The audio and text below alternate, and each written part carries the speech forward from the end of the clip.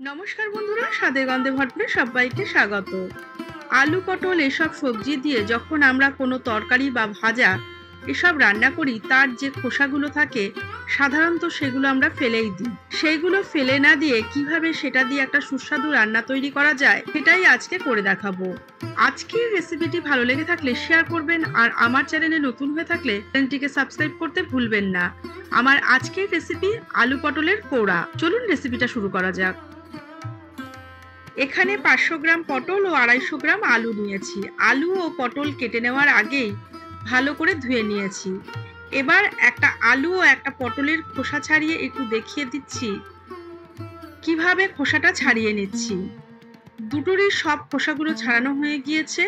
আলু ও পটলের খোসাগুলো ছাড়িয়ে নেওয়ার পর আবারও 2-3 বার জল পাল্টে পাল্টে ধুয়ে নিয়েছি, কারণ খোসাগুলোর মধ্যে অনেক রকম ময়লা থাকে, তাই ভালো করে ধুয়ে নেওয়াটা খুবই জরুরি এই রান্নাটা করার জন্য। এবার আলু আর পটলের খোসাগুলোকে বেটে নেওয়ার জন্য একটা মিক্সিং জারের মধ্যে প্রথমে আলুর খোসাগুলোকে দিয়ে তারপর দিয়ে দিচ্ছি পটলের খোসাগুলো, 3টে কাঁচা লঙ্কা ভেঙে আর 1 চামচ লবণ। এবার একসঙ্গে সবকিছু বেটে নেব। কোনো রকম জল দিচ্ছি না প্রথমেই, প্রয়োজন হলে অল্প জল দেব। খোসাগুলোর একটা স্মুথ পেস্ট তৈরি করেছি, একটু হাত দিয়ে তুলে দেখিয়ে দিচ্ছি। আমি এখানে মিক্সিতে বেটেছি, আপনারা এটা শিলেও বেটে নিতে পারেন। এবার রান্নাটা করার জন্য গ্যাসের উপর একটা লোহার কড়াই বসিয়ে তার মধ্যে দিয়ে দিচ্ছি 50 গ্রাম মতো সর্ষের তেল। তেলটা একটু বেশি দিতে হবে এখানে। এবার তেলটাকে গরম করে নিয়ে তেলের মধ্যে দিয়ে দিচ্ছি 1/2 চামচ কালো জিরে আর একটা শুকনো লঙ্কা অর্ধেক করে। ফোড়নটাকে কয়েক সেকেন্ড একটু নাড়াচাড়া করে নিয়ে দিয়ে দিচ্ছি বেটে রাখা আলু পটলের খোসাটা।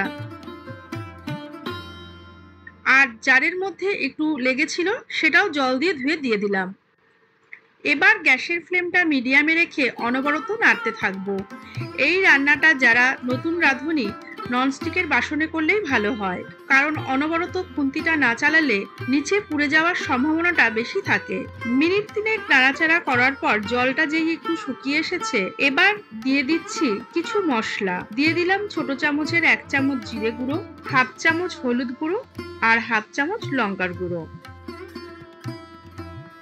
এবার গ্যাসের ফ্লেমটা একদম লো করে দিয়ে এই মশলাগুলোকে দিয়েও আবারও নাড়তে থাকবো যতক্ষণ না মশলাটা থেকে কাঁচা গন্ধটা চলে যাচ্ছে। রান্নাটা প্রায় হয়েই এসেছে। এবার দিয়ে দিচ্ছি ছোট চামচের 1 চামচ চিনি। ঝাল আর মিষ্টিটা আপনারা আপনাদের স্বাদ মতো দেবেন। এবার যখন দেখবেন কড়াইয়ের গা থেকে এইরকম একটু ছেড়ে ছেড়ে আসছে, মানে কড়াইয়ের গায়ে আর লেগে ধরছে না, আর সাইড থেকে এইরকম তেল বেরিয়েছে, বুঝতে হবে রান্নাটা হয়ে গিয়েছে। এবার গ্যাসের ফ্লেমটা অফ করে দিয়ে আমি নামিয়ে নিচ্ছি।